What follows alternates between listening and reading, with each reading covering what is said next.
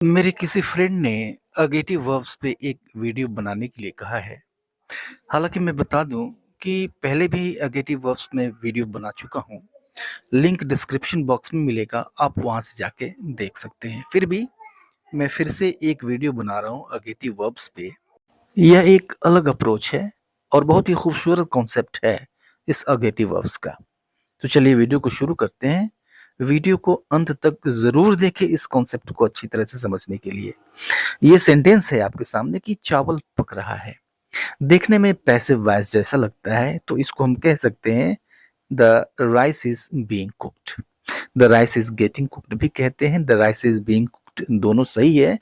Passive voice जैसा लग रहा है तो इसको हमने पैसिव वॉइस की तरह से ट्रांसलेट कर दिया, ठीक है।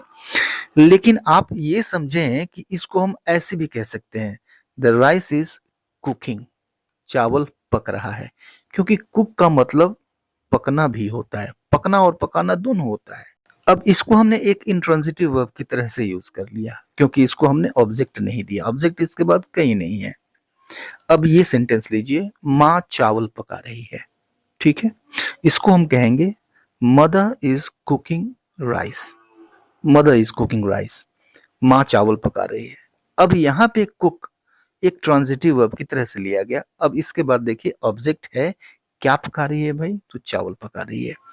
तो यहां पर हमने देखा कुक एक ऐसा वर्ड है जिसको एक इंट्रांजिटिव वर्ब की तरह से भी हमने इस्तेमाल किया, और वहां पे अर्थ इसका निकला पकना।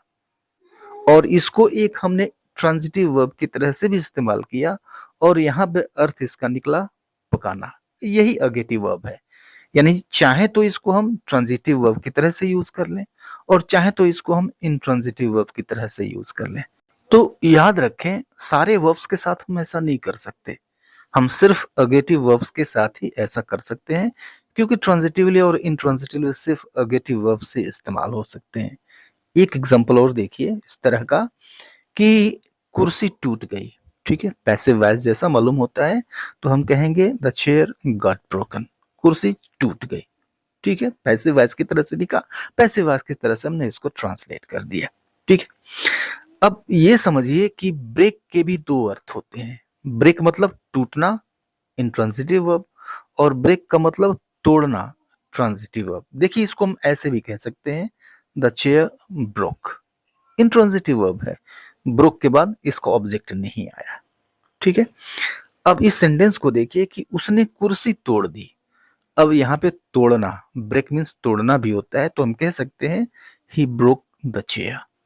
अब इसको हमने ऑब्जेक्ट दे दिया, यानी ट्रांजिटिव वर्ब की तरह से हमने इस्तेमाल कर लिया। यह जो ब्रेक है ये भी एक अगेटिव वर्ब है। इसका एक अर्थ टूटना और दूसरा अर्थ तोड़ना भी होता है।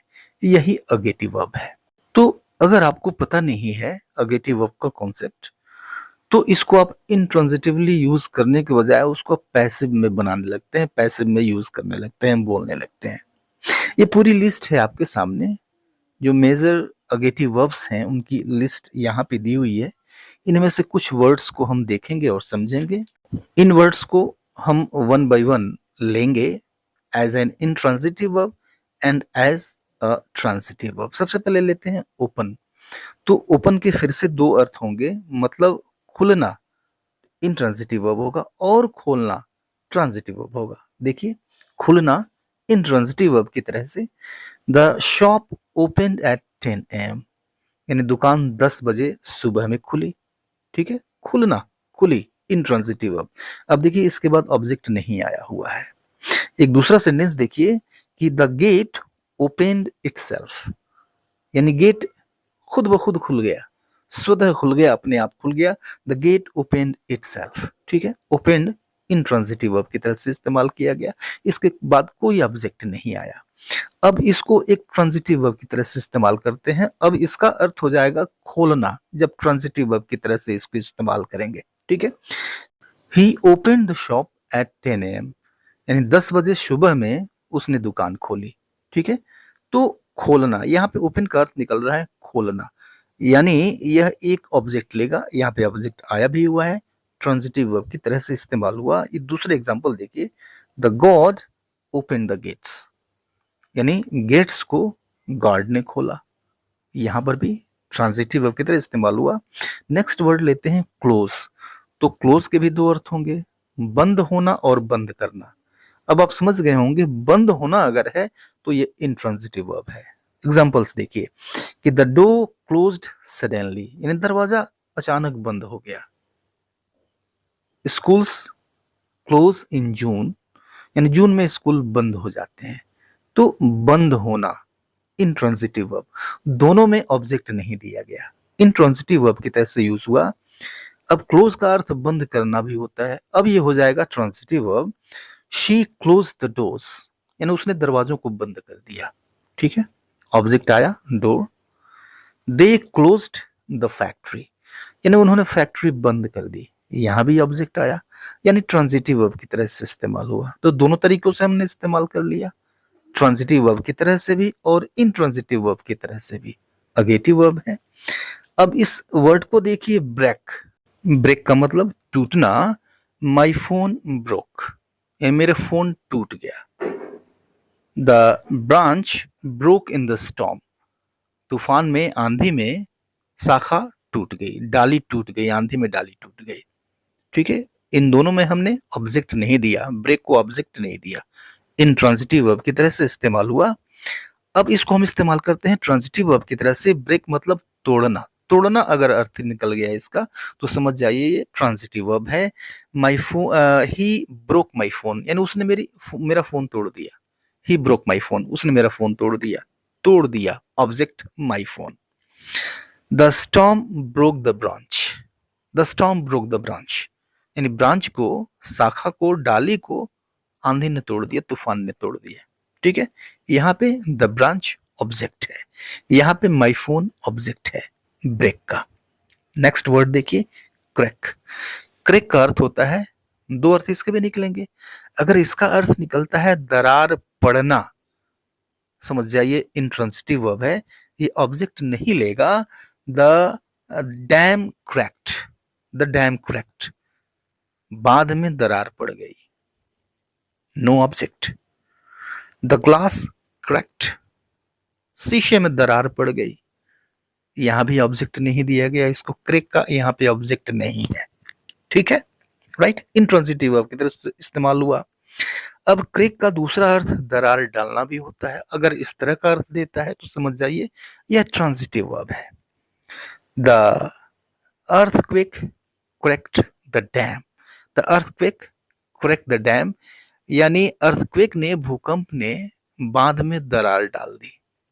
ओके, नेक्स्ट वर्ड लीजिए। नेक्स्ट वर्ड है मेल्ट। तो मेल्ट का भी हम ट्रांजिटिव वर्ब की तरह से इस्तेमाल करिए, इन ट्रांजिटिव वर्ब की तरह से इस्तेमाल करिए। इसका एक अर्थ होता है पिघलना, इस तरह का अर्थ देता है पिघलना, समझ जाइए इंट्रांजिटिव वर्ब है। द आइस इज मेल्टिंग, बर्फ पिघल रही है, बर्फ पिघले, the ice is melting. Object है? ऑब्जेक्ट तो नहीं है। Butter melts quickly, butter melts quickly, यानी मक्खन जल्दी पिघल जाता है। ठीक है, मेल्ट्स, इसका ऑब्जेक्ट नहीं है, देख रहे हैं इंट्रांजिटिव वर्ब की तरह से यूज हुआ। अब जब इसको हम कहते हैं पिघलाना, मेल्ट मतलब पिघलाना भी होता है। अब इसका अर्थ हो गया पिघलाना, तो समझ जाइए ट्रांजिटिव वर्ब है। जैसे heat is melting the ice, heat यानी गर्मी बर्फ को पिघला रही है, पिघलाना transitive verb. She melted the butter, यानी उसने मक्खन को पिघलाया। राइट, नेक्स्ट वर्ड देखिए फ्रीज। तो फ्रीज इसका अर्थ होता है जमना। अब जब जमना अर्थ इसका होगा मतलब यह इंट्रांजिटिव वर्ब की तरह से इस्तेमाल होगा, फिर इसका अर्थ होगा जमना। एग्जांपल देखिए, this lake freezes in winter, यानी यह झील जाड़े में जम जाती है। ठीक है, intransitive verb, no object. The water froze, पानी जम गया, नो ऑब्जेक्ट। अब इसको हम इन ट्रांजिटिव वर्ब की तरह से इस्तेमाल करके देखते हैं। फ्रीज मतलब जमाना भी होता है, जमाना हो गया तो ट्रांजिटिव वर्ब हो जाएगा। Cold weather froze the lake, यानी ठंड मौसम ने, ठंडी ने झील को जमा दिया। ठीक है, ट्रांजिटिव वर्ब की तरह से इस्तेमाल हो गया। नेक्स्ट वर्ड देखिए, नेक्स्ट वर्ड है बॉयल। बॉयल मीन्स होता है उबलना। अब उबलना अगर अर्थ हो गया तो इसका ये समझ जाइए कि ये इंट्रांजिटिव वर्ब हो गया। उबालना ये ट्रांजिटिव वर्ब है, उबलना इंट्रांजिटिव वर्ब। देखिए the water is boiling, the water is boiling यानी पानी उबल रहा है, इंट्रांजिटिव वर्ब, ऑब्जेक्ट कहीं नहीं है। अब जब बॉयल का अर्थ उबालना हो जाएगा तो समझ जाइए ये ट्रांजिटिव वर्ब है। एग्जाम्पल देखिए, दो examples. She is boiling the eggs यानी वह अंडों को उबाल रही है। क्या चीज उबाल रही है भाई? तो अंडों को, ये ऑब्जेक्ट है बॉयल का। Transitive verb, I boiled the water first यानी पहले मैंने पानी को उबाला। क्या उबाला भाई? तो पानी उबाला, ये ऑब्जेक्ट है बॉयल का। यानी ट्रांजिटिव वर्ब की तरह से इस्तेमाल हुआ, दोनों तरह से इसको हमने इस्तेमाल कर लिया। अगेटिव वर्ब है कुक, कुक मतलब पकना। अब पकना अर्थ दे रहा है तो समझ जाइए यह इंट्रांजिटिव वर्ब है। द राइस इज कुकिंग, चावल पक रहा है। ठीक है, अगर आपको ये कॉन्सेप्ट पता नहीं है तो फिर आप कहेंगे the rice is getting cooked या the rice is being cooked, ऐसे कहेंगे, वो भी सही है, लेकिन द राइस इज कुकिंग, चावल पक रहा है, इंट्रांजिटिव वर्ब की तरह से अपने इस्तेमाल कर लिया। आप जानते हैं ये एक अगेटिव वर्ब है। ठीक है, अब इसका दूसरा अर्थ पकाना भी होता है। अब ये हो जाएगा ट्रांजिटिव वर्ब। अब ये ऑब्जेक्ट लेगा। The mother, mother is cooking rice, mother is cooking rice, माँ चावल पका रही है। Who is cooking the dinner, dinner कौन पका रहा है? इन दोनों में देखिए ऑब्जेक्ट है। राइट, नेक्स्ट वर्ड लेते हैं टर्न। टर्न का मतलब होता है हो जाना। ठीक है, कोई चीज दूसरी चीज में बदल जाए। जैसे एग्जांपल देखिए कि द मिल्क टर्न सावर, दूध खट्टा पड़ गया। टर्न सावर, दूध खट्टा पड़ गया, ऑब्जेक्ट है? नहीं है, ऑब्जेक्ट यहाँ नहीं है, इंट्रांजिटिव वर्ब है। हर चीक्स टर्न रेड, उसके गाल लाल पड़ गए, ऑब्जेक्ट है यहाँ पे? ऑब्जेक्ट नहीं है। ये दोनों इंट्रांजिटिव वर्ब की तरह से इस्तेमाल हुए, अर्थ इसका होता है हो जाना। अब जब इसका ट्रांजिटिव वर्ब की तरह इस्तेमाल करते हैं तो इसका अर्थ होता है कर देना। जैसे एग्जांपल देखिए कि the heat turn the milk sour यानी गर्मी ने दूध को खट्टा कर दिया, दूध को खराब कर दिया। The heat turn the milk sour. Right, अब यहाँ पे ऑब्जेक्ट आपको मिल गया। ये दूसरा एग्जांपल देखिए कि the scorching sun turn her cheeks red यानी तपते सूरज ने उसके गाल को लाल कर दिया। ठीक है, अब यहाँ पर देखिए ऑब्जेक्ट दे दिया, ऑब्जेक्ट मिल गया क्या? हर चिक्स। ओके, यानी ये ट्रांजिटिव वर्ब की तरह से इस्तेमाल हुआ। तो ट्रांजिटिवली और इंट्रांजिटिवली दोनों तरह से इस्तेमाल हो गया, अगेटिव वर्ब है। एक वर्ड और लेते हैं, वेक अप। तो वेकअप का अर्थ होता है जगना, आप जानते हैं पहले से। जैसे जनरली आई वेकअप एट 6 यानी सामान्यतः मैं 6 बजे जग जाता हूँ। ठीक है, ऑब्जेक्ट है? ऑब्जेक्ट नहीं है, वेकअप का ऑब्जेक्ट नहीं दिया गया है, इंट्रांजिटिवली यूज किया गया। When do you wake up, when do you wake up, तुम जगते कब हो? यहां भी ऑब्जेक्ट नहीं दिया गया, यानी इंट्रांजिटिवली हमने यूज कर लिया।